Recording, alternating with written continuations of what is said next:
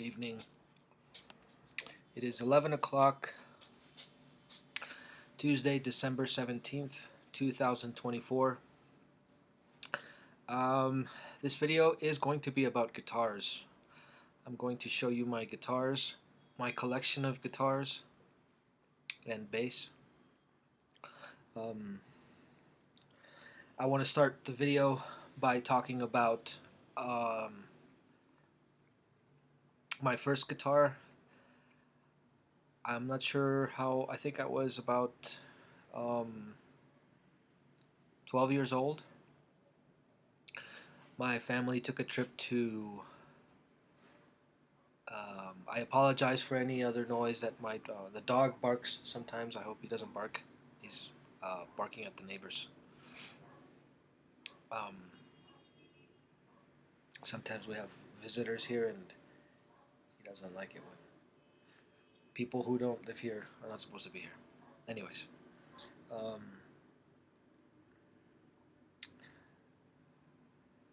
uh, well, the first.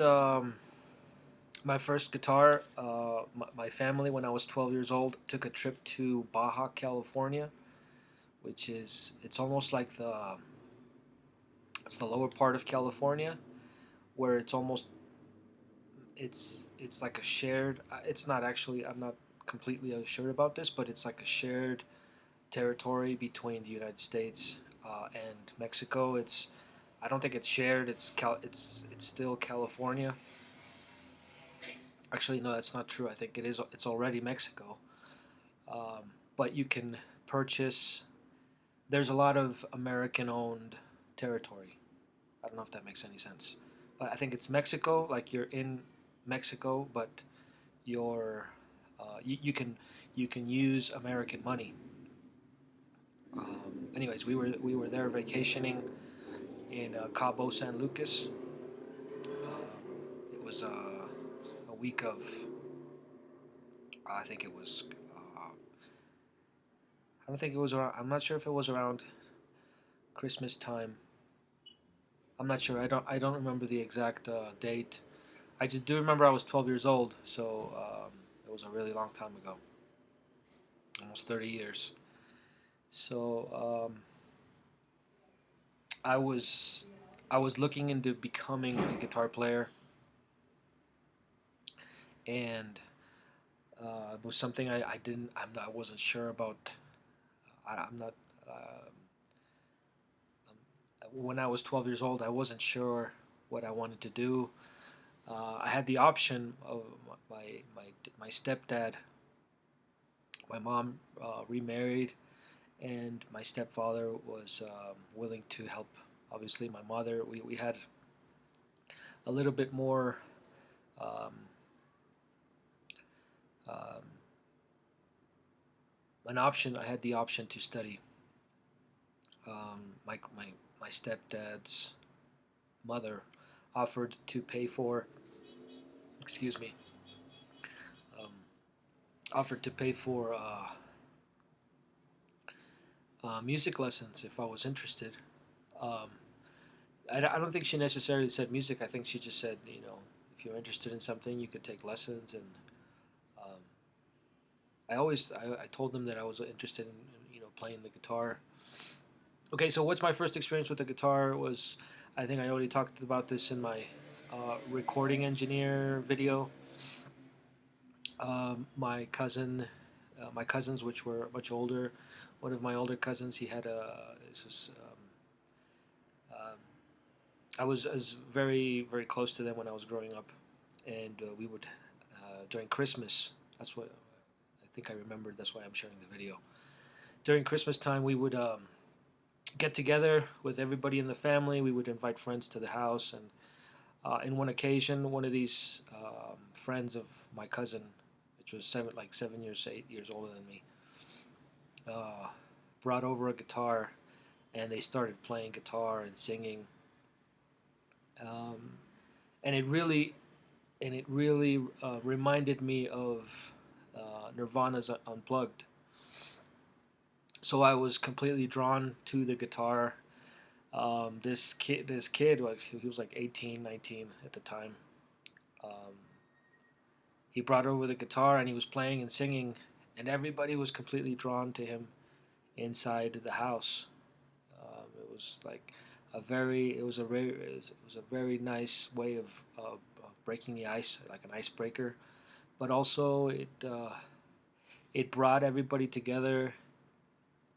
It's like he grabbed everyone's attention, and it was really a really great memory. And I remember envying this person. I really wanted to know what it was. It was like a magical thing. He had this great ability of he grabbed everyone's attention, and everybody was like almost like couldn't believe this kid playing guitar and singing. I'm not sure what happened to him. I don't know what he's doing now. He's a lot older than me now. I'm guessing like 50 years old. I don't know what. I don't know if he's a musician. I'm not sure what happened, but that was a reference, or completely reminded me of Kurt Cobain and my new artwork. Kurt Cobain's Nirvana's Unplugged, and the Nirvana Unplugged, the whole concert. So from that moment on, I was always wondering. I kind of want to play guitar. I don't know. I kind of want to do it, and it always seemed very difficult. It seemed like something I needed. I needed lessons to. I needed some guidance and lessons, and maybe a teacher to help me start at least. So I think like a year or two, maybe 3 or 4 years went by, and then I actually decided that I wanted to play guitar. And by deciding this at the same time that I had the option to, it wasn't. I had walked into a guitar store around that time, and I saw my first Les Paul Studio. It was a wine red Les Paul Studio. At that time, they were like $700, and $700 when I was 11 years old was, you know, a lot of money. So, but it was very beautiful, a very beautiful experience. It was a guitar store in Torrance, and it was the first time I saw an electric guitar. I'm sorry, that wasn't the first time I saw an electric guitar. My cousin had a Telecaster, a Fender Telecaster, a black and white. I think that's what it was. And this is the time that she was showing me the Soundgarden and Stone Temple Pilots. She was really into these bands. And okay, so some time went by, and all this happened, and then I saw the Les Paul Studio in a guitar store, and it really, really made me want to get into playing guitar. Just looking at the guitar was an amazing experience. And then um, okay, so in Mexico, Baja California, I had completely decided to do this. This was in Baja California. I'm guessing this was 95, 95, 1995, 1996. No, 95, 95. And when I decided to do this, we were in Cabo San Lucas, and my my stepdad's father, he said maybe we can get a guitar here, maybe they're at a good price here. So we went to a sort of like a swap meet, uh, um, and we found a nylon string guitar, and I don't remember how much it was, but it wasn't cheap, and it was really my first guitar. It came with a case, and it had a staff, a musical staff sign on the cover of the case. I'm assuming that case and guitar is somewhere. I don't know where they are right now, but maybe I'll find them someday. Anyways,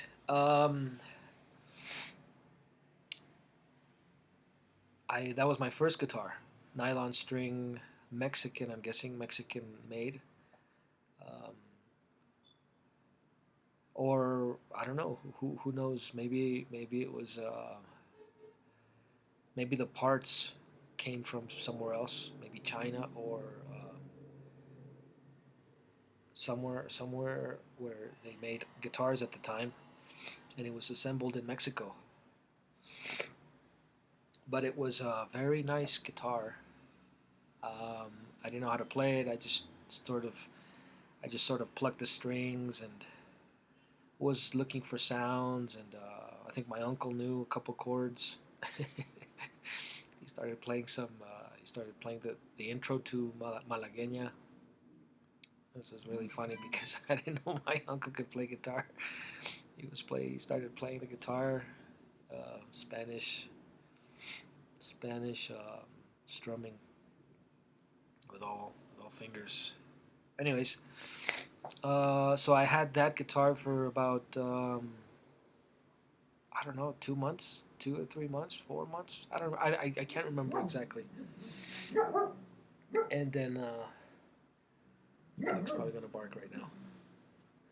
Um, and then I found a guitar teacher near where I lived in Los Angeles, and in West Los Angeles. Uh, it was a really good music store. I walked in one day and I just asked him.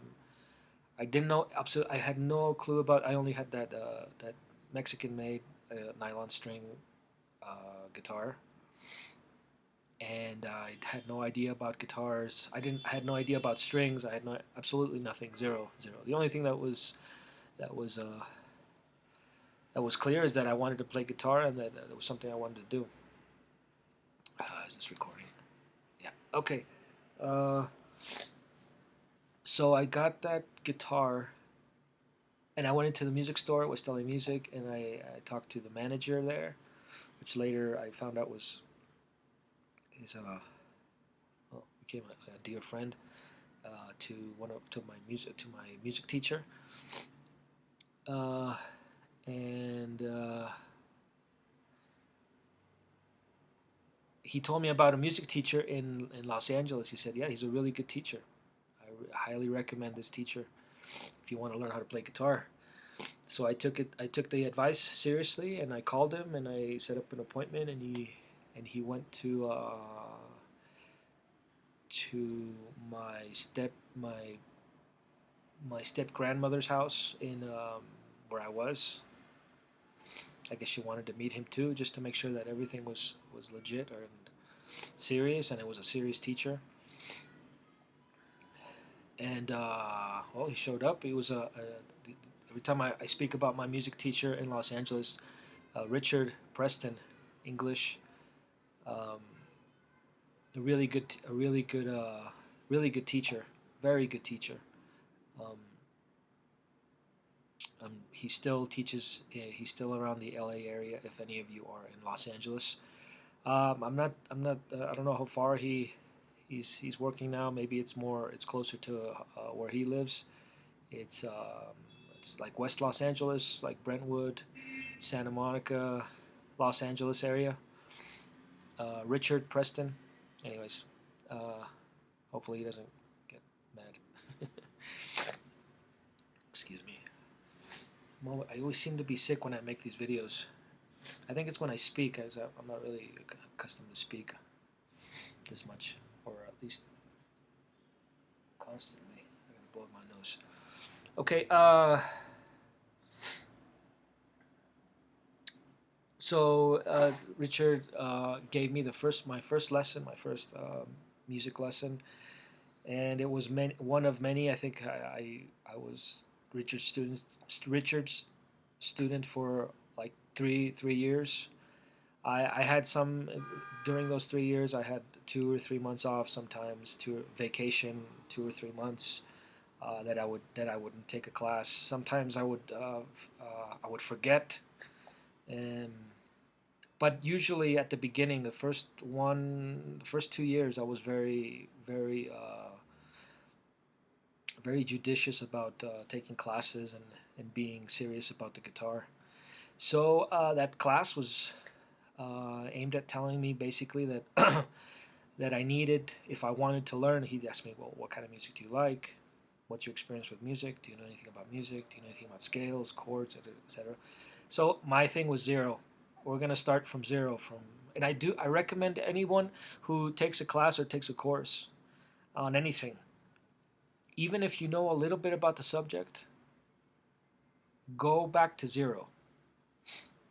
So everybody says, "What do you know about?" Sometimes I remember being in college and, okay, what's your experience with this subject? And your initial reaction should be, I know a little bit, but I would like to start from the beginning, which is zero. This way I this way when I start over and I want to see what I skipped over, and the stuff that's missing will be obviously will be, so it's easy always, and the teachers always say, okay, well, we're going to start from the beginning. Start from the beginning. It's the best thing. It's always the best idea. So if you know some chords on the piano or you know some chords on the guitar, start from zero. What's zero? So he said, we're going to start from zero. I told him I want to learn how to play like Kurt Cobain. I want to be in a band. I want to play like Nirvana. I want to play like Pearl Jam, etc., etc. That time it was Pearl Jam, and Kurt Cobain had passed away, and Nirvana, Pearl Jam was making new records. I can't remember what was playing in the radio, but it was Pearl Jam at that time. So there was no Nirvana. So Pearl Jam was my focus from that time on. And my teacher said he said, if you want to play rock music, if you want to play blues, he didn't say blues. He said, if you want to play this kind of music, and you want to be good at it professionally, um, you want to excel, you need to get a nylon acoustic guitar string. A nylon, I'm sorry, a steel string acoustic guitar. Steel string acoustic guitar. So I said, I want to play electric guitar. Do I need to learn how to play acoustic? And he said, if you want to be really good at the electric guitar, you want to start with the acoustic, the steel string acoustic guitar. So I took him seriously. You know, if he's the teacher, he knows what he's talking about. I looked at his guitar. He brought over an Alvarez. It was an Alvarez. Sorry, it was an electric guitar. I think it was the first, or I can't remember if it was an electric guitar. Anyways, the first acoustic steel string that he showed me that he was his was an Alvarez. It was the most beautiful thing I'd ever seen. Wow, it was super beautiful Alvarez acoustic guitar, steel string acoustic guitar. I'm not sure. No, it wasn't. It wasn't. At that time, they weren't making that many electric acoustics. So electric acoustic wasn't. I don't know. I don't know. I don't think it was very available. But that Alvarez acoustic was, even the tuning pegs. I remember the tuning pegs were special. They looked very nice. It looked very beautiful. He had it in a big case. It was a big, thick, protective case. And he said, "Okay, well, you need to get a steel string." So, okay, how much do we need to spend? I know the guy who talked about. Um, I forgot, I forgot your name. Um, I know his last name, but I can't remember his first name. Um, he said, go back to the store, and the guy who helped you out the first time, tell him that Richard sent you, and that he wants you to get an acoustic guitar, a steel string. So I went back to the store. I don't have my Mexican. I wanted to show my Mexican uh, nylon string guitar. It's somewhere in LA. I hope. I think. I don't know if we got rid of it. It needs a new bridge. It needs a new neck, a new nut. It needs to be worked on. I'm sure the neck's super dry, but it needs work. It needs work. It needs work. And of course, it still plays. I gotta check it out. I gotta see if I can find it someday. Um, so after that, so he said it's the guitar. I have to change it because I need to start with the right tools. So he said, get the acoustic, get the line up, I'm sorry, get the steel string acoustic guitar. I'm sorry, I have to repeat, but just so my ideas clear. So I went to the store and I talked to Richard's friend, and I said, I need a steel string guitar. I'm going to start taking lessons with him. This is going to be a serious thing. I'm going to, I guess I'm going to be coming to the store. So could you give me some, could you recommend something? Could you get something for me that's really good? And this acoustic guitar was $400. So it was a very, very expensive for me at the time. I was 12, 13 years old, and my parents did not have $400. And so it was a more of like a grandmother, dad, mom. My parents are separated, have been separated since I was 5 years old. So um, I had to ask my dad. My dad was living here in Bogota, where I am currently. It was a group effort. My family pitched in. Everybody pitched in a little bit, um, and we got me a. They said he said this one. He showed me this one. So you sure this is a good one? This is a very good guitar. So excuse me. I'm gonna blow my nose. I'm gonna drink some milk.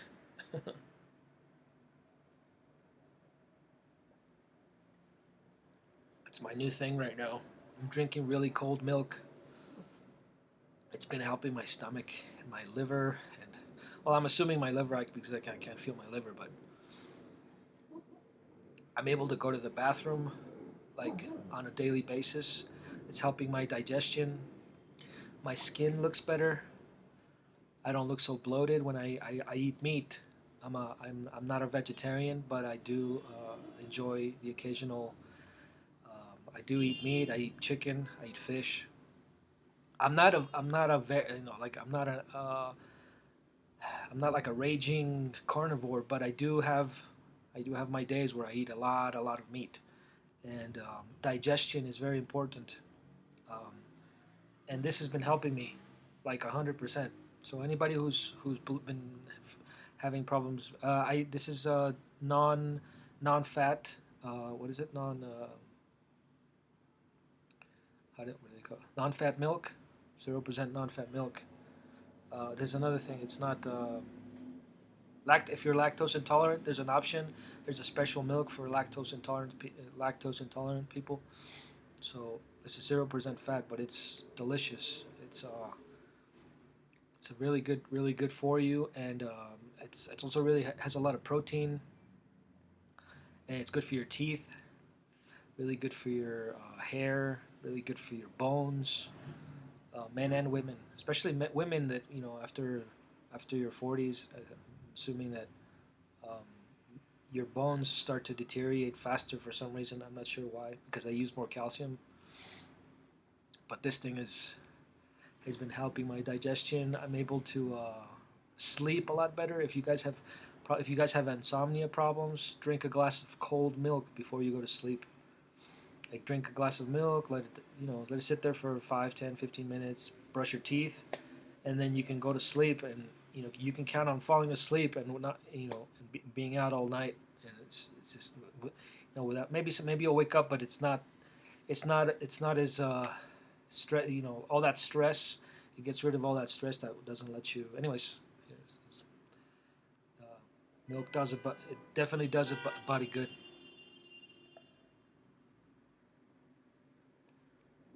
My beard, also my beard, the hair. I used to. I'm not always. I don't always have beard. Hair on my face. But before I was drinking milk, I would do this, and my beard would fall, like the hair, and it would be everywhere. But it seems to be intact. It seems to not like one or two actually. It's not. No, it doesn't. It doesn't fall anymore. It used to fall a lot. It would grow fast, but it would fall a lot. I guess it would grow because I eat a lot of meat, but it would fall a lot. It would fall.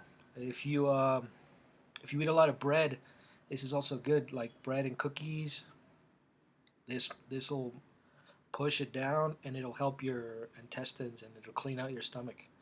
This is a beautiful thing. Thank you for milk. Okay, I'm gonna blow my nose, and give me a second. I'm gonna show you all my guitars, and I have a bass, and I have I forgot the name of this instrument. I'll show you right now. Give me a second.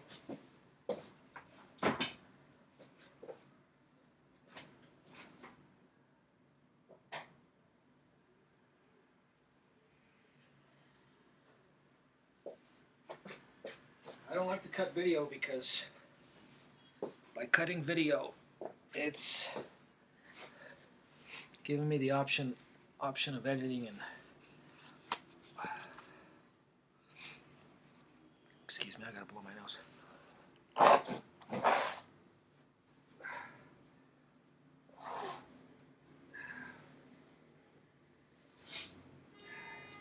If you eat hamburgers, which I'm assuming a lot of young people eat, I've been eating a lot better. But the milk has really been helping me out. Like I don't feel so bloated and stuffed. When I would like eat a burger, I would feel very uncomfortable and always kind of like full and like bloated. But the milk has helped a lot. Anyways, continuing.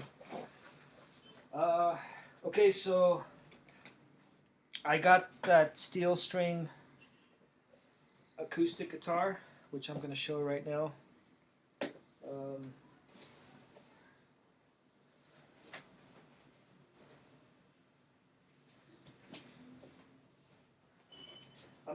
So I talked about the Mexican nylon guitar. Also, I know that the Mexican Strats are very affordable guitars, but I know they're really good guitars. I think Billy Corgan's Strat is Mexican made, and those are really good. Anyways.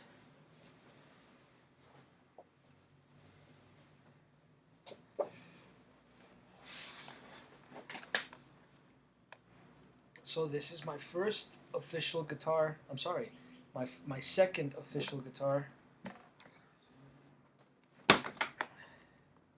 It is a Yamaha steel string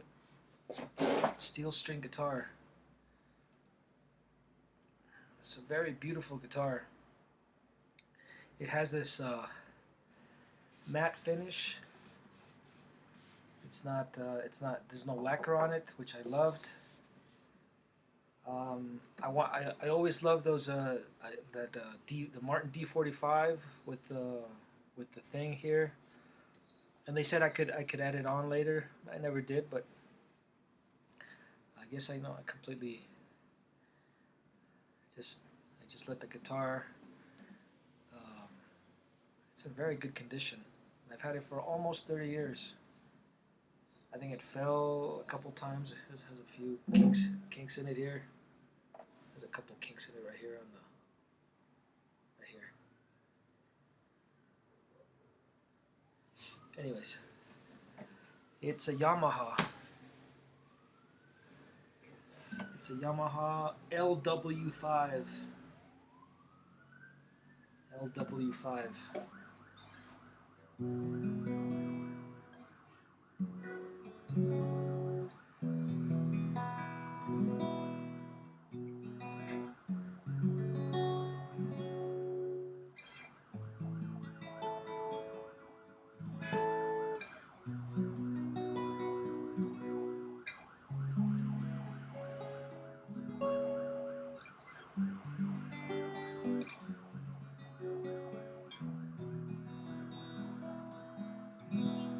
So it's got a lot of bass in it now. It used to be very new, obviously. If you don't know this about guitars, this is a very interesting thing for new players. Guitars get old, like everything else, but wood that's been worked on and that has this kind of care and that's been turned into an instrument sounds completely different every few years. Wood, as it gets old, like wine. Um, Actually, it's a lot different than wine because wine can become spoiled, but wood turns into this magical thing where it just sounds This guitar has a lot of bass now. It used to have like it's almost like the wood sets. After a long time, the wood sets. Also, I've changed as a player.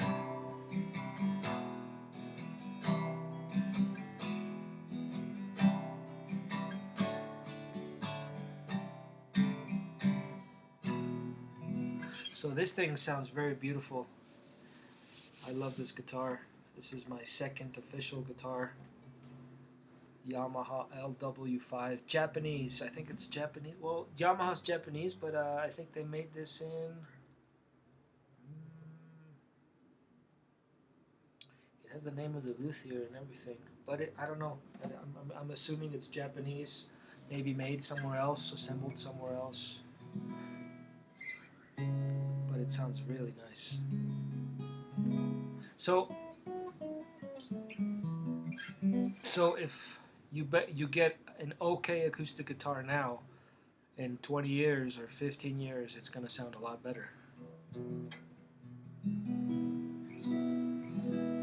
Because the wood sets into itself, it sets into the ambience, and it just turns into this thing. It sounds really beautiful. I haven't heard this in a long time.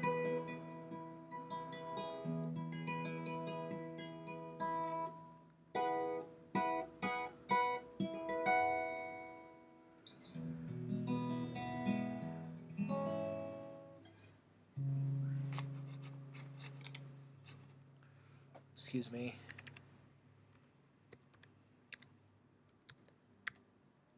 So that's my story with my first two guitars.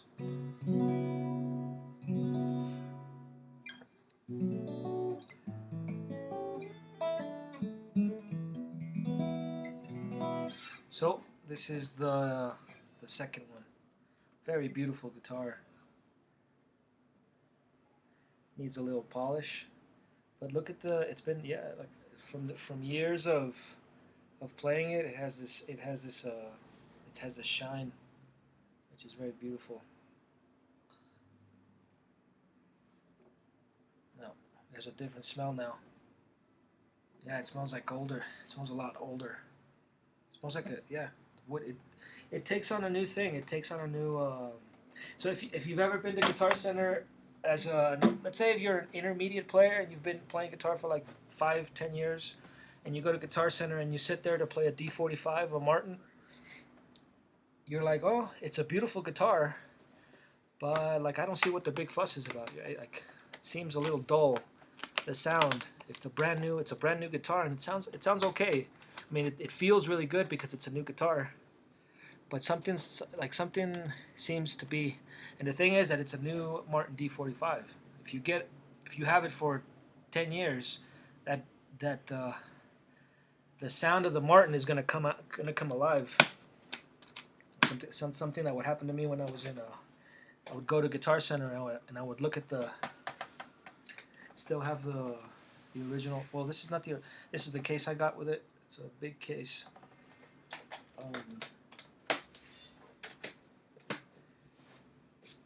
Yeah, those D45s in the store do not sound the same.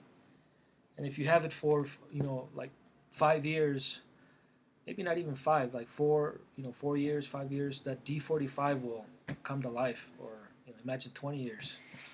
So I'm assuming that's part of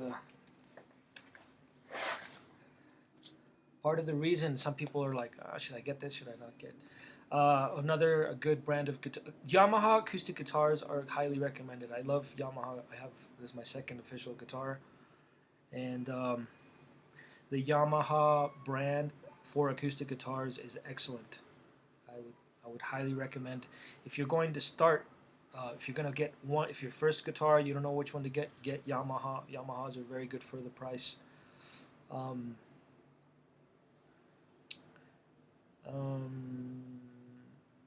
There's another.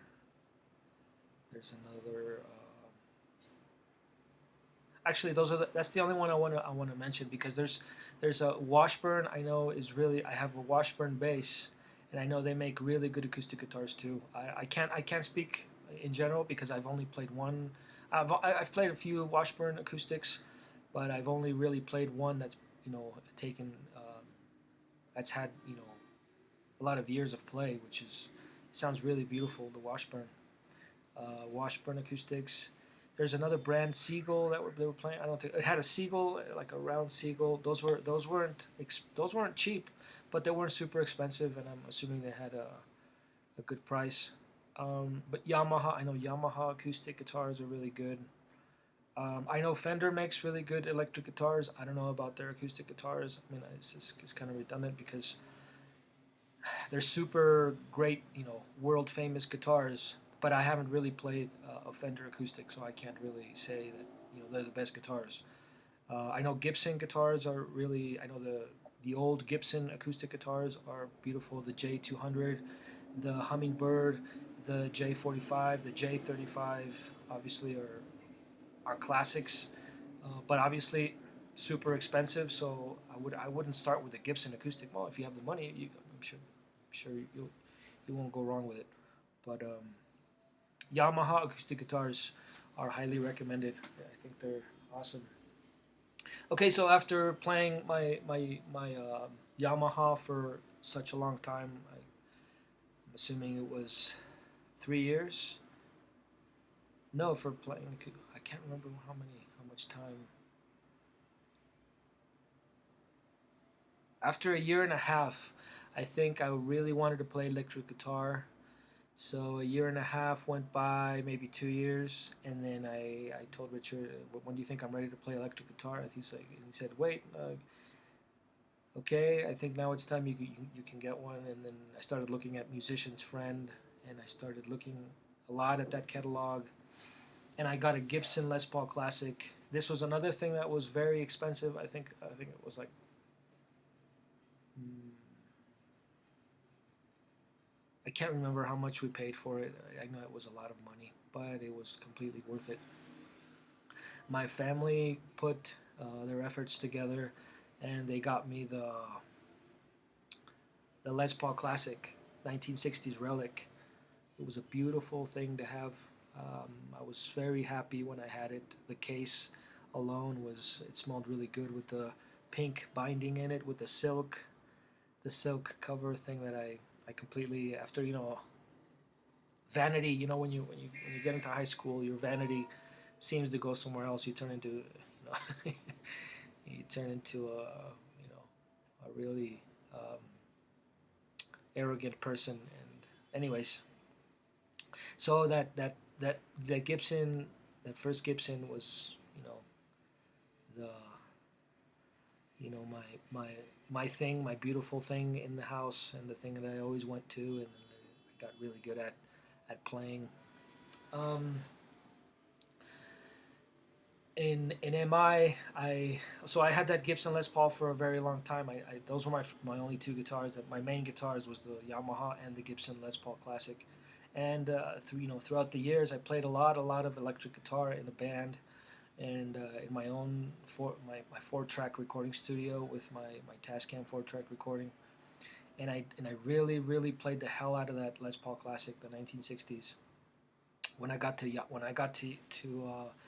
MI, everybody loved that guitar.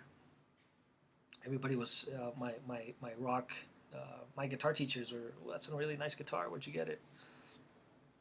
I paid a lot of money for it a long time ago, and I guess it was my baby, my thing, and I loved it. And I loved the guitar.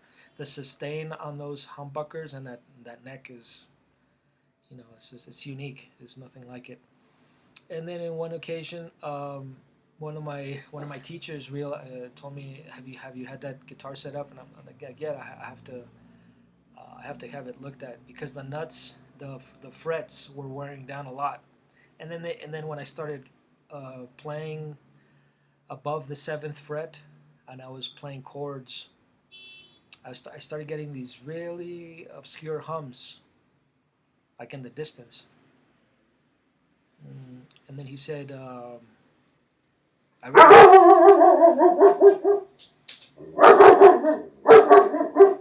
He's like, I really like that guitar. It's really nice. How much will you sell it for? So I thought about having it looked at. Neko, Neko, ven para acá. Neko.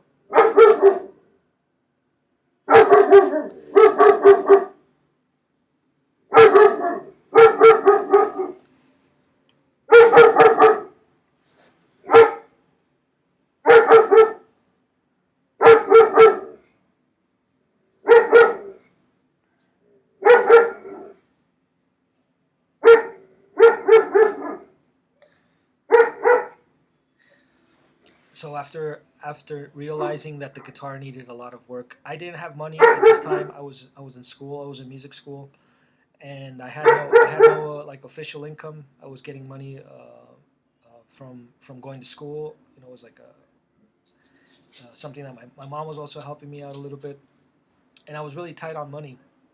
And well, gas wasn't cheap. Gas isn't cheap, so I had to pay for gas. You know, I was going to school, coming back home, going to school, coming back home, so that was very expensive. Um, so I realized that I had to fix the guitar, but it was going to cost a lot of money. And then he said he offered to buy. Oh no, he told me I have a student that might want to get it. So I said. So he came. The student came to me and he said, "Oh, Swedish. This guy from Sweden." He said, "You know, we would like to get the guitar." And I said, "Okay, how much will you give it to me for?" So he told me a price, and then I said, "Okay, let me think about it." And then I went to a used guitar store. It was on Sunset Boulevard. On I can't remember the cross street, but it was a used guitar store. It was really close to Guitar Center, and I was really into Jeff Buckley. At this time, I was obsessed with Jeff Buckley because the reason I went to Musicians Institute was because I heard. I went on a Jeff Buckley website. I was completely obsessed with Jeff Buckley when I went to Santa Monica College. Jeff Buckley was. It was like. It was like Kurt Cobain, you know, syndrome again. It's like I had to know everything about this guy. I had to really study, and I went on the internet. I did this research, and in this special website to Jeff Buckley, it said Jeff Buckley attended Musicians Institute in Hollywood. So then I looked up to Musicians Institute in Hollywood, and then I went to Musicians Institute. Oh my God, look at this! This is music school. This is all. It's a guitar department. So it's like basically professional musicians teaching music and everything. I learned the theory. Anyways, this is a whole different video. But the reason I went to MI, or that I at least knew about MI, was because Jeff Buckley's website said Jeff Buckley attended Musicians Institute in Hollywood. So then I went to Musicians Institute because of Jeff Buckley, and at this time I was completely obsessed with Jeff Buckley. I met Alan Hines one day, and he sat there. Was one of the teachers. I didn't know he was who he was or anything, but I decided I really want to get good at guitar, and this guy knows a lot of guitar. So I sat in for his open counselings, and one day he just said it. Yeah, no, and Jeff Buckley, me and Jeff Buckley and some other two or three guys, well-known, very famous guitar players. Yeah, no, we went to school together, and I was like, you know Jeff Buckley? And he said, yeah. He's like, yeah. He used to sleep in my living room. Jeff Buckley, you went to school with Jeff Buckley. So this was like another thing. Um, we talked about Jeff Buckley a couple of open counselings. He just talked about, what a great person he was and the stuff he was into. And for those of you who like Jeff Buckley and would like to know this, Jeff Buckley was an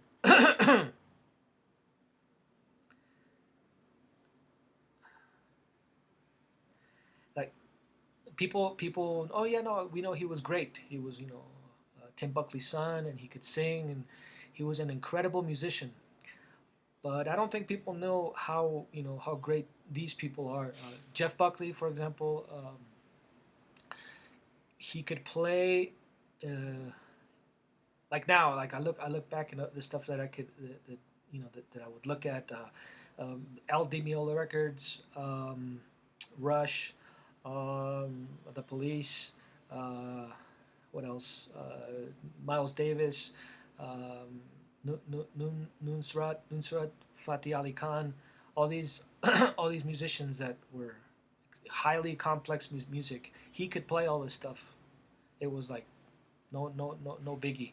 So if you guys like Jeff Buckley or would like to know more about Jeff Buckley, Jeff as a musician, Jeff Buckley was an incredible, um, yes, incredible musician. So not, it wasn't just because his dad was Tim Buckley and he had a free train ride or whatever it's called. He would really worked at his craft and he was an incredible musician. Um, so, anyways, we talked about Jeff Buckley, and my other guitar teacher that was okay. I went to that. I'm skipping. I'm trying to remember the memory. My memory is coming back. Um, I went to that used guitar store, and I was really into Jeff Buckley at the time. So I sat there looking at Telecasters, and there was a few already set on the floor, and then I picked out. I wanted to change color because I had that red orange relic, the classic, because it was Jimmy Page. I really wanted to emulate Jimmy Page's. Even though that's not the exact same color, but it was a really pretty close, and it was I still love that guitar. Um, it's very important part of my history as a musician. Um, anyways, I started looking at Telecasters, and as soon as I picked up this Telecaster, it was specific. I think I picked up one or two. I picked up like a beige one, or I can't remember. I can't remember. I think it was beige or black, beige or black. One of the beige. And I really liked the feel of the Telecasters because that was the first guitar I've seen, and I always wanted. I said if I get a new acoustic guitar, it's gonna be a Telecaster because of Jeff Buckley. So then this was my second. I think it was my second pick or something, or maybe it was actually the first one. I sat there, and the guy said, "Do you want a chord?" And I said, "Yeah, let me try it out." Look, it's got all this. It's moldy because I've had it in storage and I haven't seen it in a while. Who knows? Maybe it's a famous musician's. It's a used Telecaster.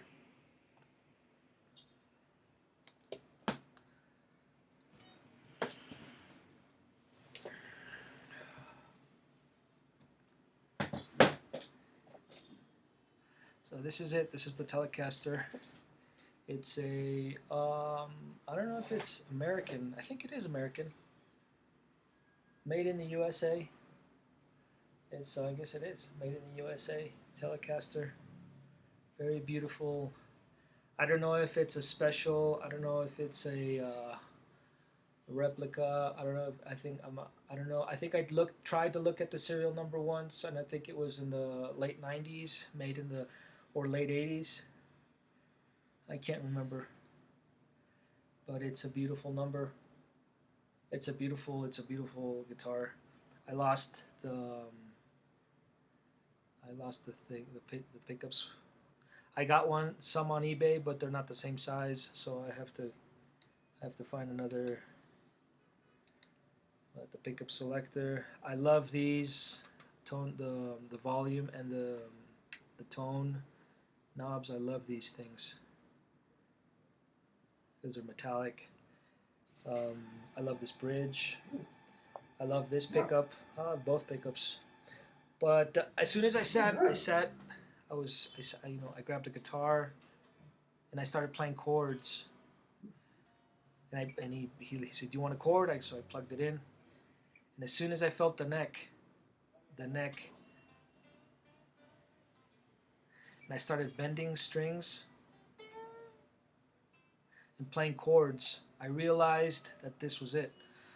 So I asked him, "How much does this cost?" And he said $700. Used. This is a very beautiful guitar. So I went back to, I think I called, or I don't know, it was a number. I told him, "Yeah, no, tell him let's trade. I'll sell it to him." So he came by, he picked up I gave him this is the case, This is the case that I have with it. The other one I can't find. I told him that because I had completely trashed the case, the Gibson, which is, if I ever get a Gibson Les Paul again, I'm never touching that case. I'm leaving it as is. I've seen those new black cases. I probably get one of those. Um, but that thing was it's completely the cover was completely trash. I started tagging on it, and anyways, it was my it was mine, so I could do whatever I wanted with it. But now that I know more about guitars and guitar collecting, I'm not a guitar collector. I don't have guitars.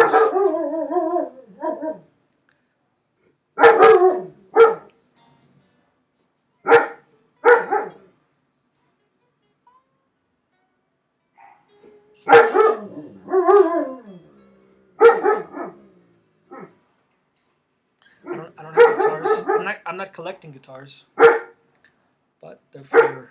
I love the Telecaster. It's a beautiful um, addition to my arsenal. I have the reason I got this one was because my frets were wearing down in my Les Paul.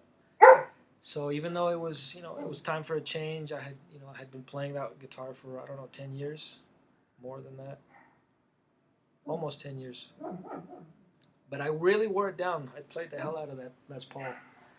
So as I played chords here, it started fretting incorrectly, and I knew that it needed a lot of work. They needed to refret the whole thing, which is like $1,000 or something.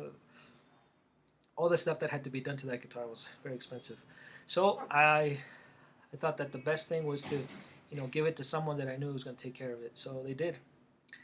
And if you guys have ever seen that comedy with I forgot his name. If you've ever seen that music video, African Child, that's the Les Paul. I think I'm pretty sure that's it. African Child. Oh man. Anyways, if it's not that one, it's very similar. He's the teacher. He's the guitar teacher that I guess he sold it. I guess he ended up selling it to him. Yeah, I'm glad he did because I know that it's in good hands. He's a Swedish rock guitar player, very good guitar player. He knows a lot about grunge, and um, I took a class modern guitar techniques with him, and he's an incredible blues player and blues rock. Alice in Chains and Pearl Jam, Nirvana. He really knows how to play all that music. You know, a connoisseur of the subject. And anyways, he looks like he kept the guitar, and I'm glad he did because he looks like he's taking care of it, and he had the money to fix it. And anyways, it's in good hands.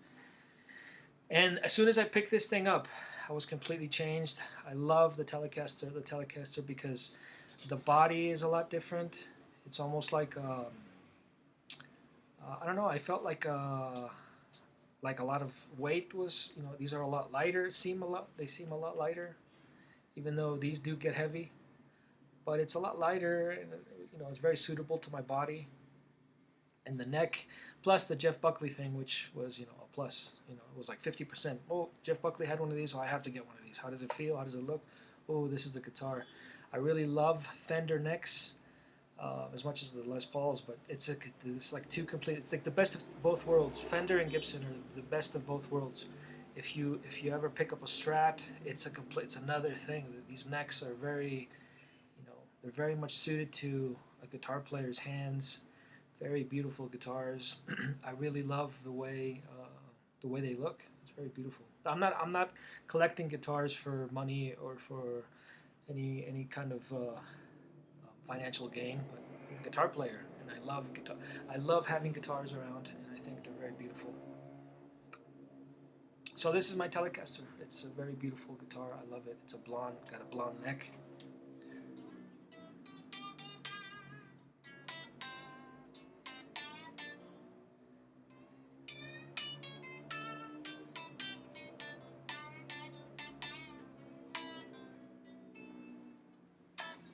Anyways, It's very it's very uncomfortable to play because the strings are very old, and I haven't really played, but it's in tune. It's still in tune, and it's very beautiful. Tobacco Sunburst.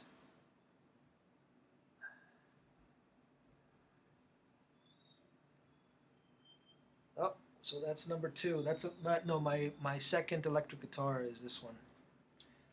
Um, Continuing the story. Um, Actually, so I came to Bogota um, after having a really hard time living in LA. I came back to Bogota because things weren't really working out. Um,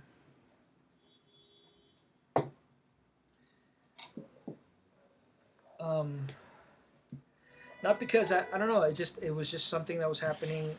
Everybody was kind of growing out of each other, and things got really dark in Los Angeles. And I told my dad, hey, you know what? I'd like to take a break, and he let me come to Bogota for a while, and I came here for like a couple weeks, like a month or two, and then I decided I was going to move out here. I came to music school to university, and oh well, before I did all that, I can't. I was still going to Guitar Center, and they had this special. They had this special at Guitar Center. Um, they were selling these nylon acoustic for students. Like there was like three different kinds, and they were at a really good price. And I don't know. I think I came up on like $300.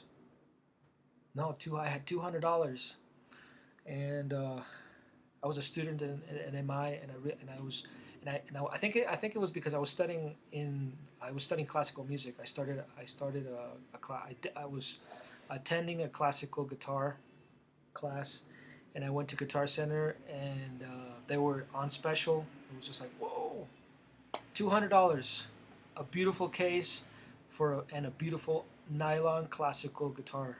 I showed this one already. I'll show it again. So I got really lucky that day. It's like you're around Hollywood. Like they don't put these specials on the internet or anything. They just kind of, well, I don't know. Maybe they do. But I got lucky because I was around Hollywood. Really out of tune.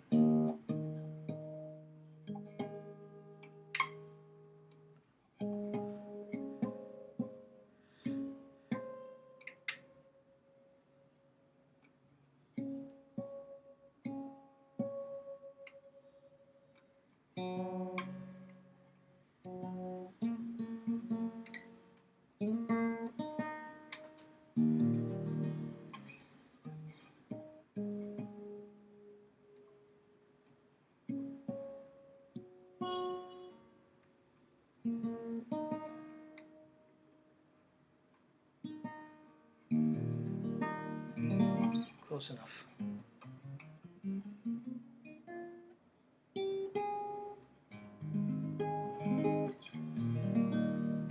It's got new strings, but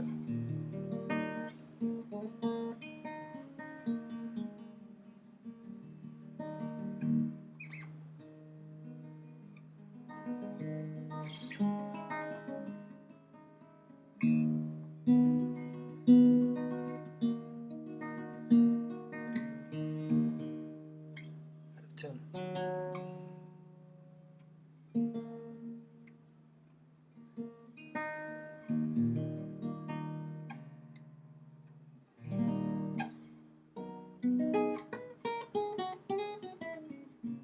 These are really good for.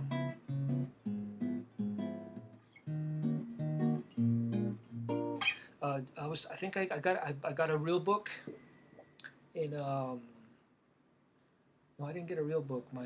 One of my other friends at MI, he was obsessed with jazz, and he got one. He got not one of these, because I don't think they had any more of the ones that he had. But these were, this was like $300. It's a beautiful guitar, and someone dropped it. I told someone to hold it for me and the case, and then it was in a different case because I was studying university and it cracked here. Oh, I got to get it looked at. But I didn't want to do that. I just, oh well. The lacquer cracked a little. I don't know if you can see it.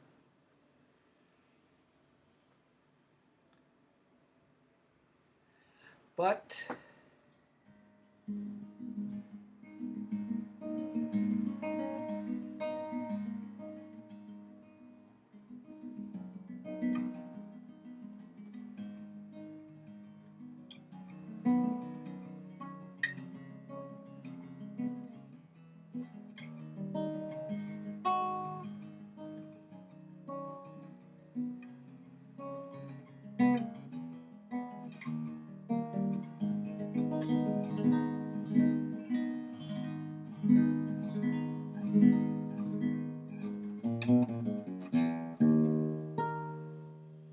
so yeah, it's a beautiful classical guitar, and it's in perfect.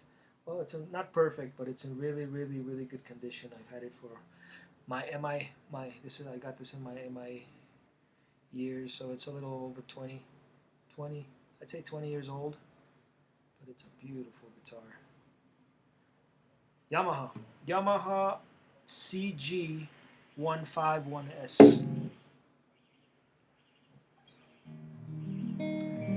Yeah, don't do that. That's not good for for guitars. You're like, oh, it feels like it hurts. It really does. It's not good for the neck.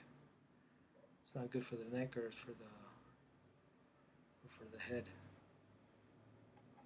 Yeah, these things are very delicate. I'm not a luthier, but I know I could feel I could feel when I hit this. You accidentally, you're like looking at something and wham, you hit the guitar. That's not good for the guitar. It's very bad for it. I really love these tuning pegs.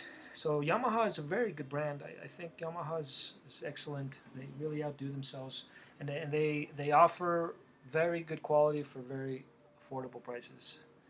So Yamaha is a definite like.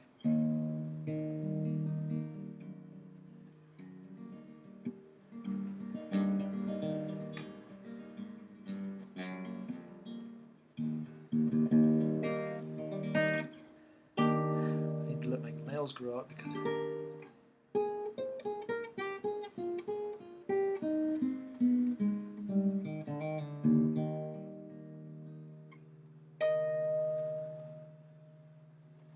Very beautiful.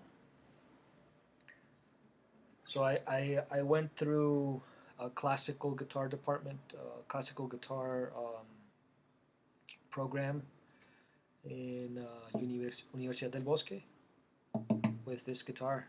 It's a very beautiful guitar, Yamaha. I love this. I love the color. I think this blonde. This blonde is very beautiful. Classical guitar.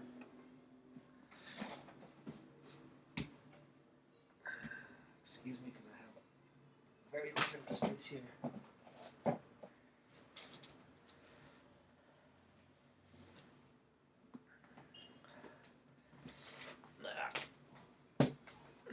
are we doing on time? We're still recording? Okay, we're up to an hour. I apologize to those who.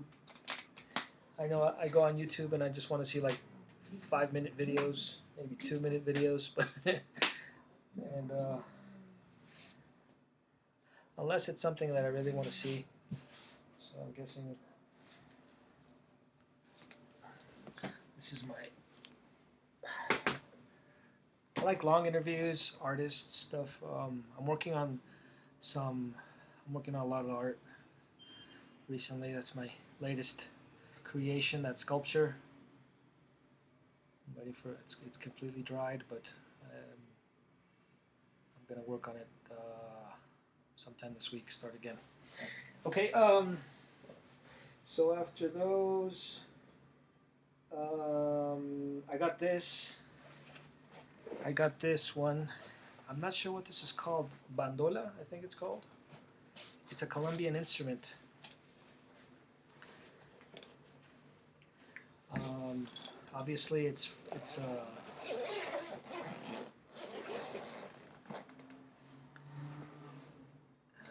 is a store that I go to in here. It's a music store, La Colonial, Casa del Músico.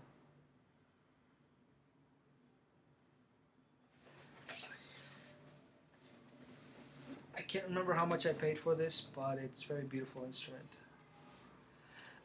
Something that I think is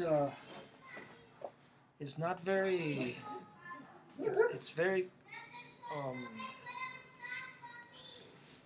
it's very difficult to know if it's good quality. The wood is very good, um, but it's the binding.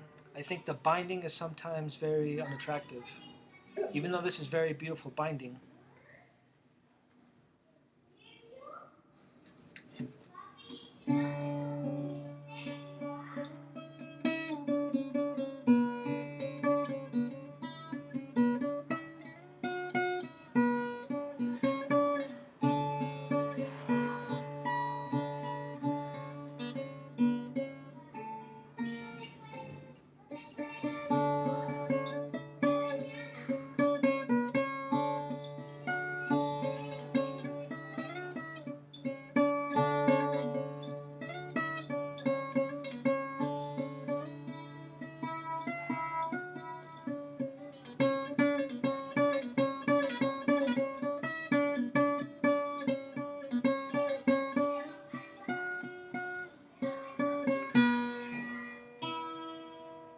So it's missing one string, but it's a very beautiful instrument. Bandola colombiana. Guitarras Ortiz.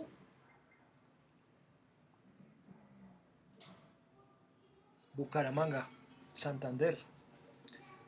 Es un instrumento de Santander. Santander is a department in Colombia.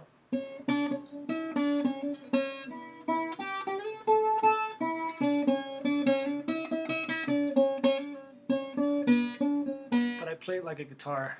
These are usually played with a pick, and usually played differently. It's way out of tune. But I think I play it like a mandolin. Like I've seen Jimmy Page play mandolin, so then I kind of approached it the same. I really like that really high pitched harmony.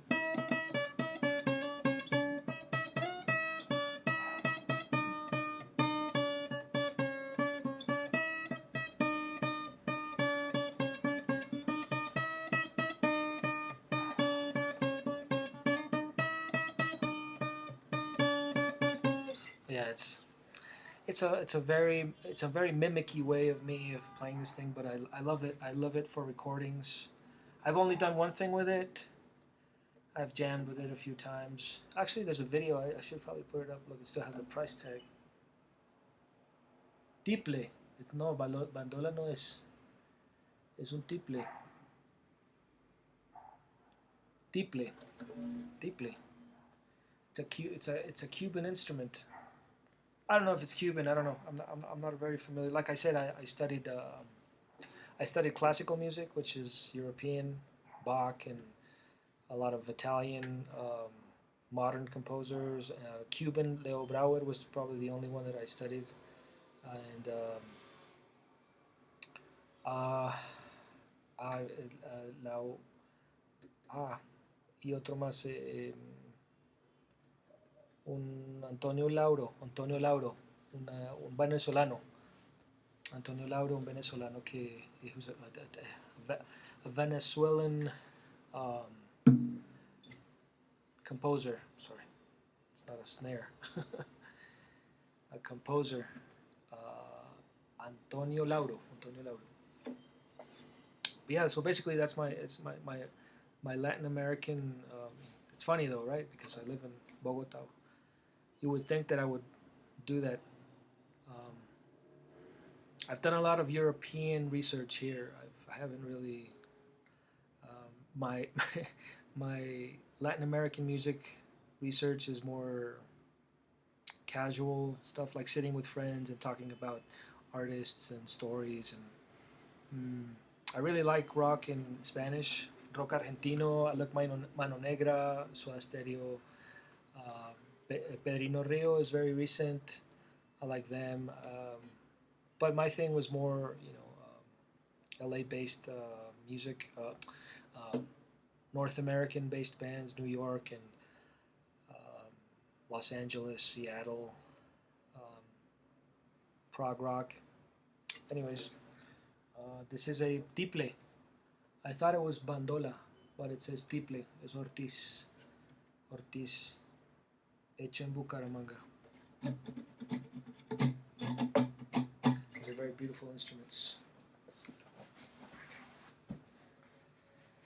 Um,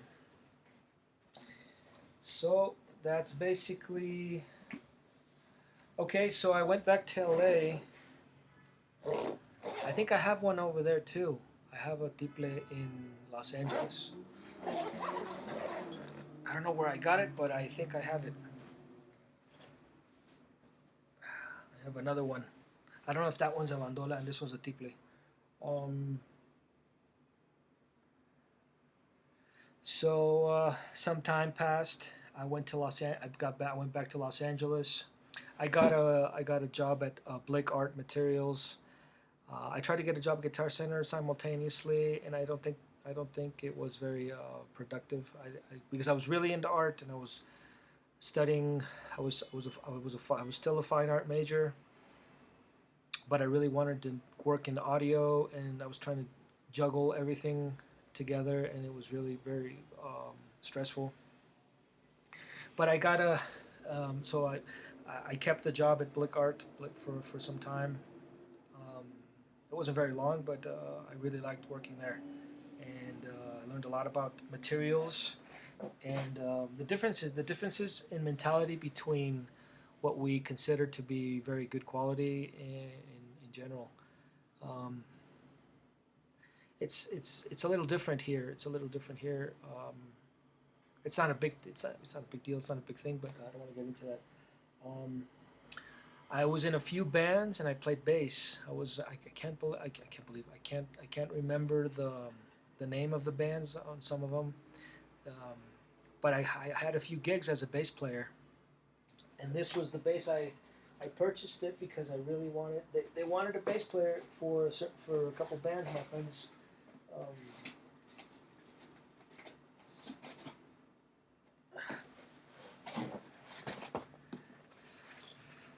this is another store here in Colombia. Scenario. This is where I got this.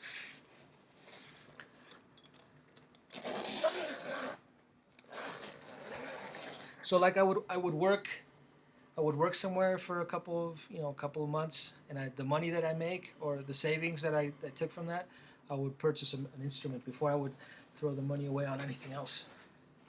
This was like this was one of those. I was teaching English, and I think on the side I had some money, and I was saving it. I didn't know what to get, so I got this. It's a very beautiful bass, Washburn Lion with a Y, so like a female lion, Washburn, very beautiful.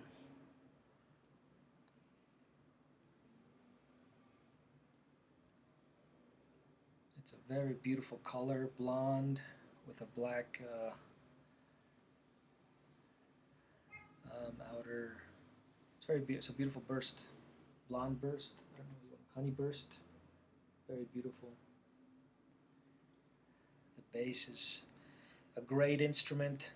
I envy those who can slap and you know play in funk bands. This thing is it's a very heavy instrument, but it's very beautiful. It's very similar to the guitar, so you can improvise. I shaved off the line. There was a line here I didn't really like because the line was, I think it had its mouth open, and it had something on its head, and I don't know, I just something I didn't like about the figure, and I just kind of scraped it off with a sandpaper, and I liked it. It looks a lot better like this. And I sanded off the Washburn, but it's a Washburn. It's a very beautiful Washburn line.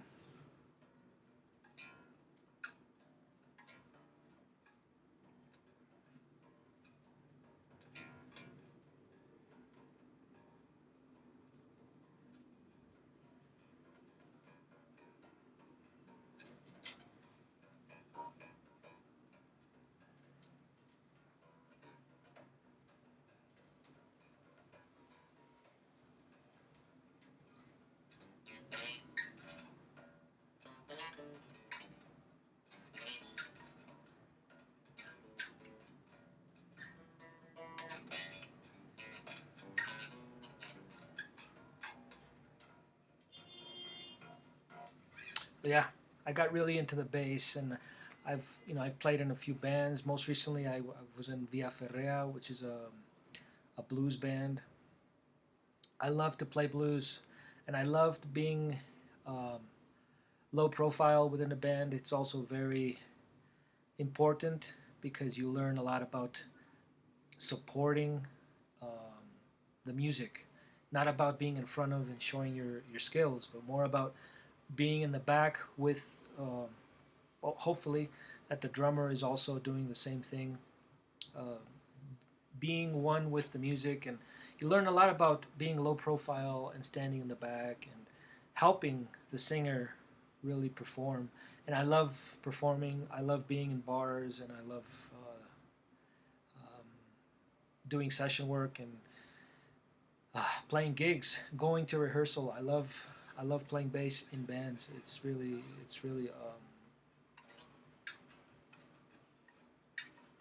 I'm I'm not I don't know about. I mean, I mean, I could do it,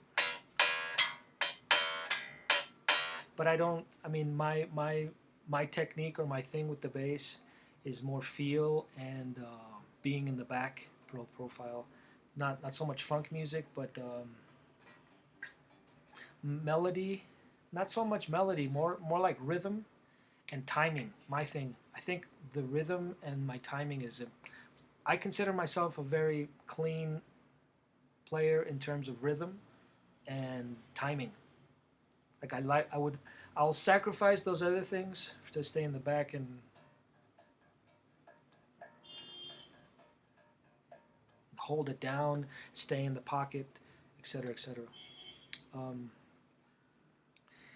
and it feels really good to play through an amplifier. Being on stage and just being thumping that thing is just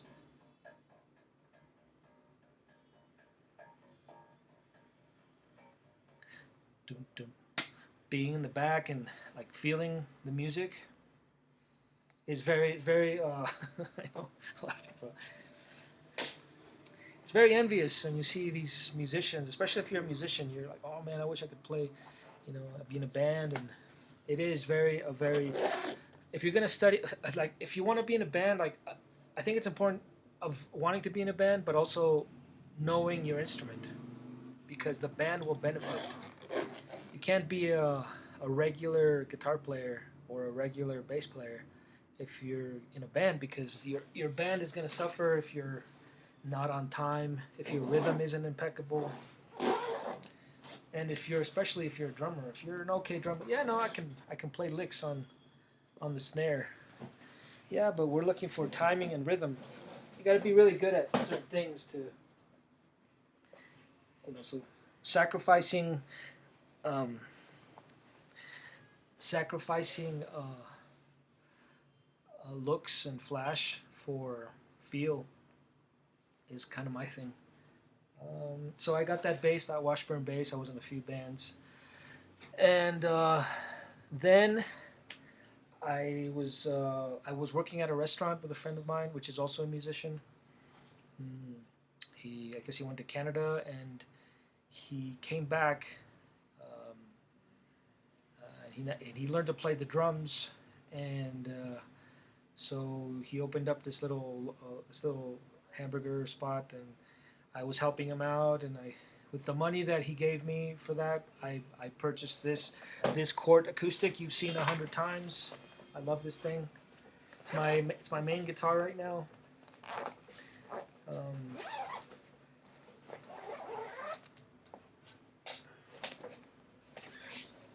it's an electric acoustic. It has a very beautiful Cort. It's a CE 304T. 304T. It's very thin, which is perfect for my body. I love these thin acoustic guitars.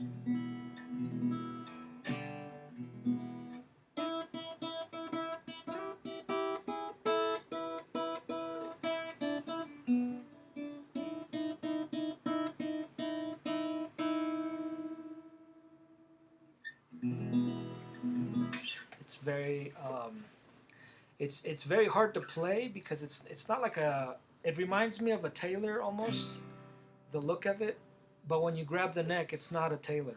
You know that those Taylors are very finely suited for. I think almost a different kind. No, it's I mean it's a different thing. But I've had to really work at playing this, which is I really like it because it hasn't been easy playing this guitar. Playing this guitar is very heavy. It has very frets are very high. I've done some work on it. This has been my I've done some work on the can't remember what I did to it, but I fixed it. It was buzzing, and what did I do to it? I think I did some work to the nut. I think I did some work to the nut and something. I can't remember exactly what it. Oh yeah, I think this has a no. This neck is. Oh no. Yeah, it has in here. It has an adjustment, and I adjusted it with a truss rod. Obviously, you have to be very delicate if you're gonna start doing that. Because don't turn it really hard, or don't turn it more than half a turn. You'll really. Sorry, I don't want to use that word. You'll really mess up the. You'll break the inside, and that's it. No more guitar.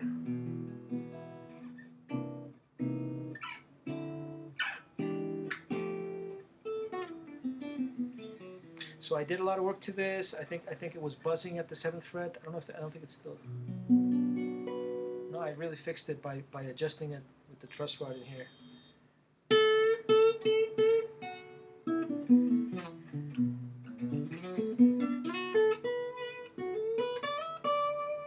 Like I see those Taylor, I really love those Taylors, and I'm sure if you ever have a chance to play a Taylor acoustic guitar, that looks like one of these. You know how beautiful and how expensive those guitars are. Very privileged, but these are I don't know. I think this was like 600, 700, 600. Well, this is American, but this is different. It's a different economy, so it's different. But Cort, I think Fender owns Cort now. Cort, I think the first time I saw Cort was with Sid Jacobs from MI.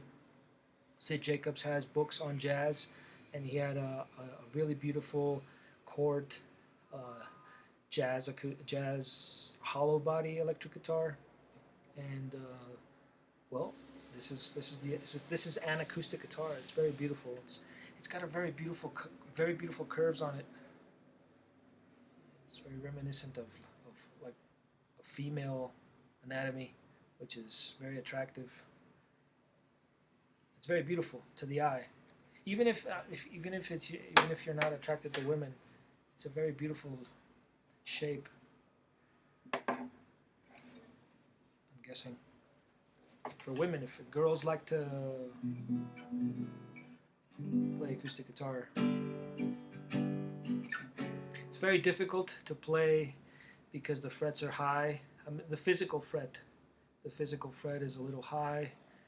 My hands are already used to it, but it took me about 2 years. I've had this for 5 years almost. 5 years to get used to it. The first couple of years was really hard on my wrists. That's another thing. I was talking about my ganglion. I had like a ganglion cyst, but it was inside my wrist. I couldn't really show you, and I put that cream on, which is very relieving. But as soon as I started drinking more milk, excuse me, when I started drinking more milk, something just happened one day. I woke up, oh, it's gone. I don't want to be I don't want to be too excited because I don't want it to come back. But my wrist was really in pain, and I couldn't really play. But now I can play, and I can put pressure on my wrist thanks to well everything. I guess all the stuff I've done to it throughout the years. I've had that for like 6 or 7 years. That thing in my wrist, and then I drank that milk. I've been drinking milk, and so yeah, no, now I can play more. I can.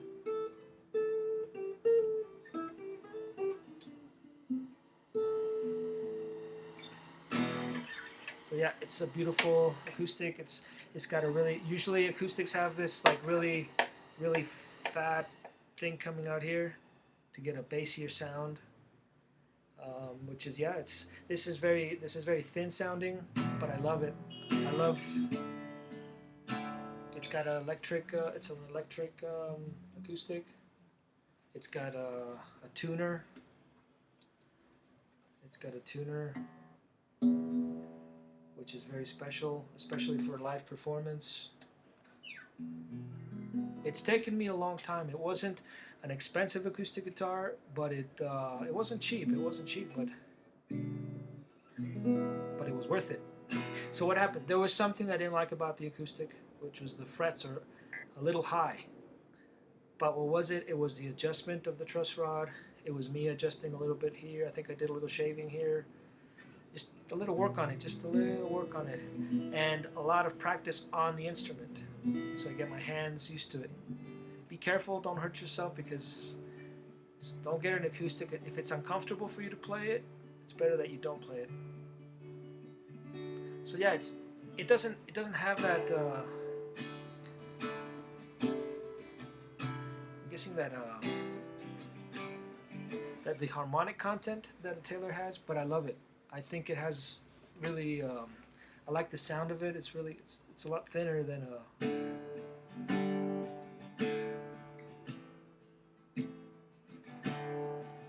it's light and it's very comfortable for me to play. So I love this. It came with a case. Quart.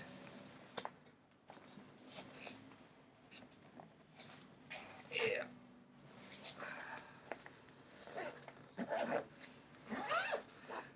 So yeah, it's learning to utilize the stuff that you have very well. Let's see. Okay, so most recently, this was the last thing I bought. This was during pandemic era. I bought this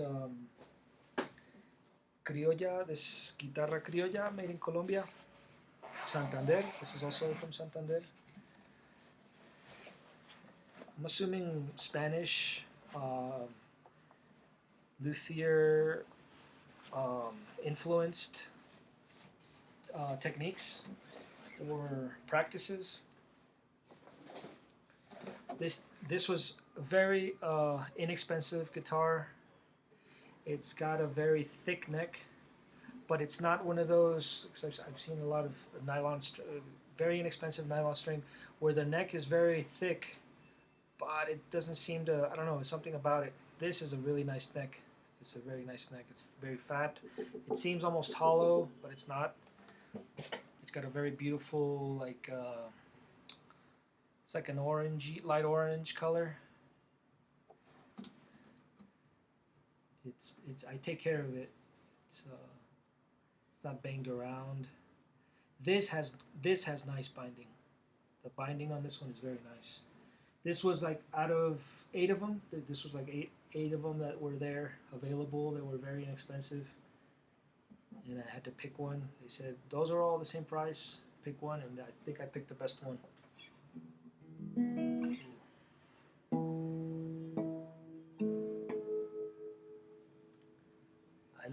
This is a thing that drew me more into it. Was the neck, was the head. I love this neck, this head.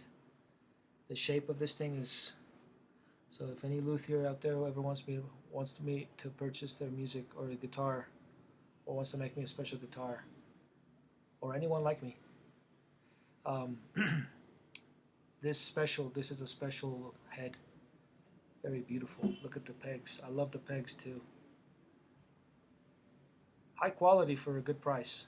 High quality for a good price. I consider it high quality. It's very beautiful. And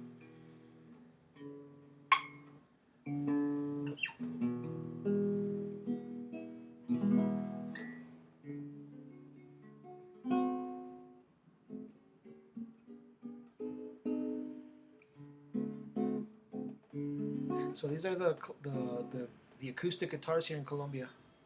But I've heard some really great ones.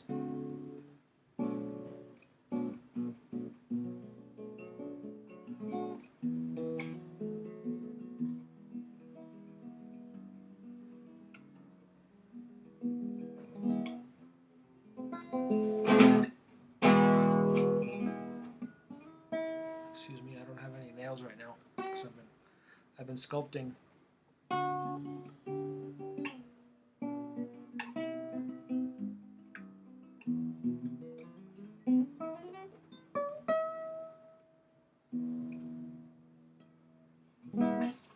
So yeah, this is my new favorite nylon string guitar, Flamengo Santanderiano, Bucaramanga, Bucaramanga, Colombia.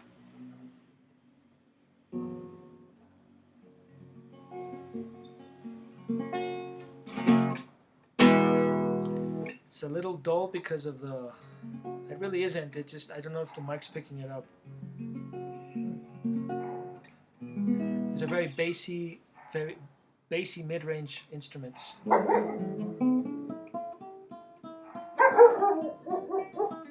Except that Spanish.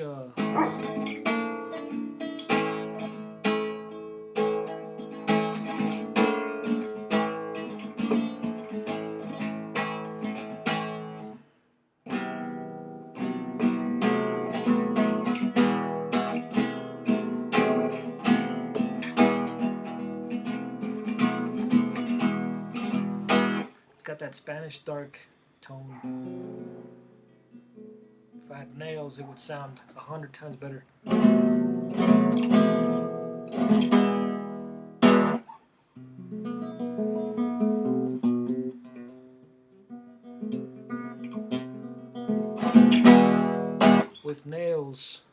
With nails, this thing comes alive.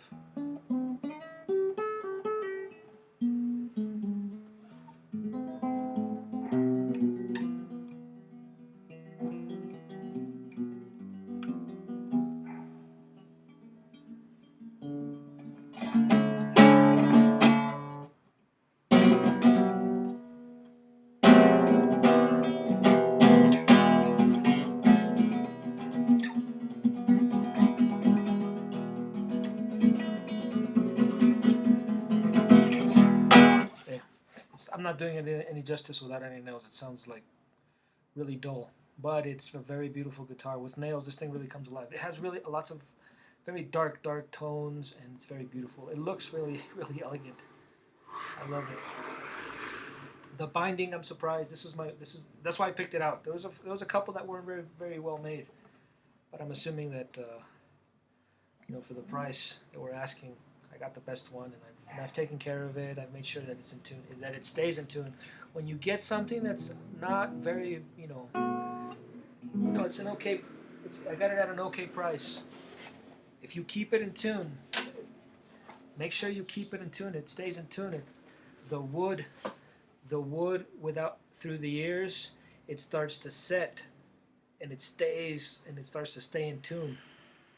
But if it's wobbling all the time, and then it's just constantly wobbled all the time, sometimes I play it, it's out of tune all the time, then it's not gonna keep it in tune, and it's gonna stay that way throughout your lifetime. It's having an instrument is a responsibility. It's a thing unto itself. It's not easy. It's like I got to learn to play, and I also have to take care of the instrument. It's part of it. It's part of learning how to play. Doing work to your instruments without any knowledge is a risk. So I suggest you get someone else to do it. It's a lot expensive, but if it costs, ask him to do everything.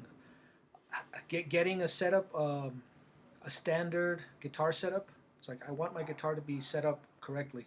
Could you fix it? They look at everything. They look at the adjustment, the neck, the any. I'm not a luthier, so if you pay, I mean, it might be expensive once, but that one time that it's expensive is worth it for the for the remaining part of the instrument's life. So yeah, so those are my guitars. I don't have anything else to share in guitar department. Um, I'm very lucky that I have these instruments, and I have some of them for other purposes. For example, the bass. I do play in bands. If somebody wants me to play bass in their band, I will do it. But it's not. I'm not strictly a bass player. My main instrument is the guitar, and I have that. For example, that tiple, that this the tiple I've been showing that I showed you. It's more of a studio toy. So in the studio, I can play tiple, and I can record, and I can experiment with sound and with the strings. But I'm not a tiple. I'm not a professional tiple player, and I don't play Latin American music in my studio. I mean, it's not my thing. My thing is, rock, pop, English, punk, and anyways. Um, I'm very happy to have all these guitars. I'm very fortunate. I do take care of my instruments, even though it looks like some of these cases have been. I stashed them away because I don't use these instruments on a daily basis. I do keep them in the case. Keeping them in a really good case keeps the neck straight and keeps tension off the neck. If you just if you leave it hanging on the wall for too long, the neck is always strained. So you got to be careful. Put that thing in the case. If you're not going to use it, put it in the case. Keep it in tune. I'm very fortunate for the music that, for the guitars that I've been able to play, and the stuff I've been able to purchase. I'm looking at the Les Paul Studio right now. Um, I don't know which one I'm going to get, but I know I'm going to get a Les Paul in the near future, in the next few months, year. I have a lot of work to do, and I have a lot of money to save. But it's a lot of work to have one of those guitars. I fell in love with the Les Paul Studio, that one in red. That was the first guitar, one of the first electric guitars I've ever had the privilege to touch and play. But I'm looking at the new stuff. I'm looking at the modern light and the studio session. Those are very beautiful instruments. Um, the Les Paul guitar is very good at. It has benefits. Another reason why I think I sold it was because I wanted a different sound in my recordings. The Les Paul is very good. If you have an EQ, it's very very versatile, and it has a lot of use. But the Strat and the Telecaster are very thin, and they cut through the mix a lot easier and a lot more. Well, it's because I have a Telecaster, and I've been using a Telecaster that I can. Oh, I almost forgot the Jaguar. Um, so I went back to LA after a few before I got before I got those last two or three instruments, and um, I went back to LA. I was working at Blake Art Materials, and the money I saved working there, I was fortunate enough to get an amplifier, a Mustang. I think it was a 510, a little combo amp with built-in effects, and this Jaguar, which you've seen a lot. I love this guitar. It has a beautiful, beautiful neck. It's very heavy. Neck. It's a heavy neck, but it's like heavy light, and it's perfect for my hands. Bending. It's very comfortable for me to play.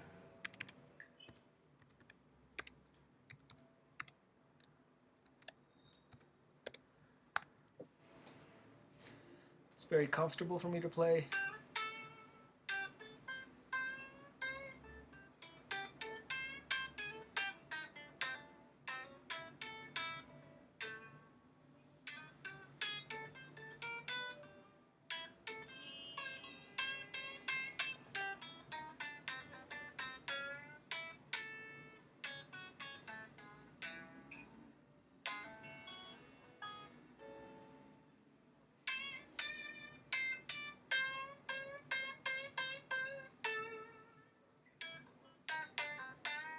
It's a very, oh, running out of battery, 6 minutes, 6% battery. So it's got these P90s. I had a problem with one of them. I think I sent it to a luthier. I think he fixed it, and then I guess he didn't. So I've been checking it. Something's wrong with the magnet. I think it's wearing down. I have to get it checked. I have to get it I have to look at it. I did fix it once, and it was working. I don't know. Hopefully, it's still working. The two P90s. I really like this bridge. It's almost like a Gibson, this Gibson style thing, and I love the body. It's like an S shape. It's like an S shape. I love the color and the weight to it. It's very light guitar. It's a very light. Well, it's heavy. It's heavy light, but it's a beautiful. It has a really like thin round sound. A thin round sound. It's a very beautiful guitar. I love to take care of my guitars. So yeah, I did fix it. I don't know right now. I have to check. I got that little orange amp. I gotta start making videos with that again. Been busy making art. But yeah, it's a beautiful, beautiful guitar.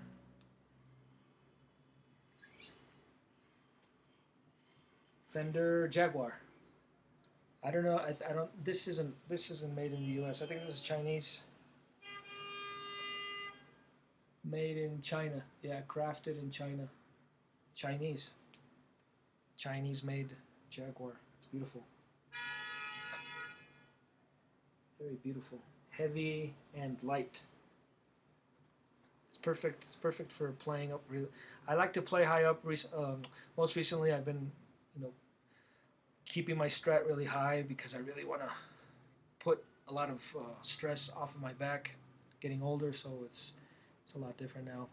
Well, yeah, that's the video. I hope you enjoyed all my guitars. It's my guitar arsenal. It's the instruments that I play, and the music that I make is made with those instruments. I do play a lot of keyboard. You saw that M Audio keyboard. It's a controller.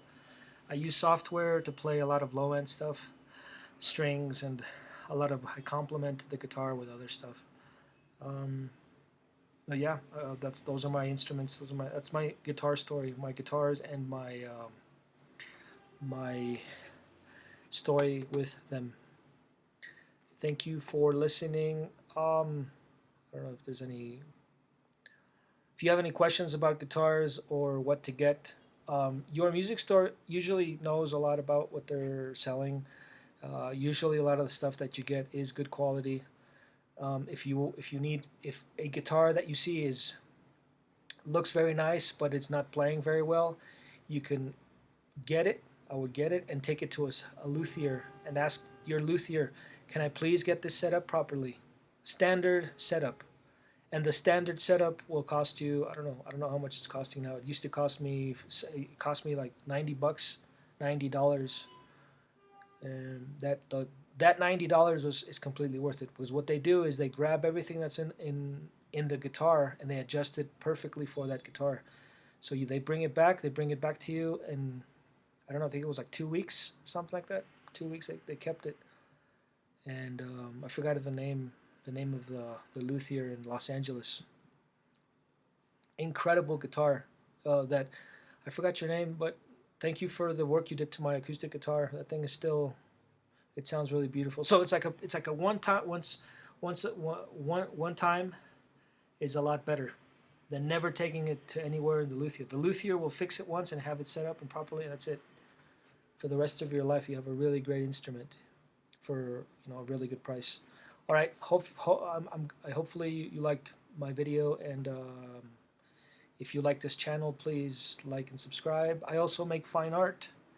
I'm working on a sculpture right now. If you can see it, it's a sculpture, male figure. I have some new portraits up there.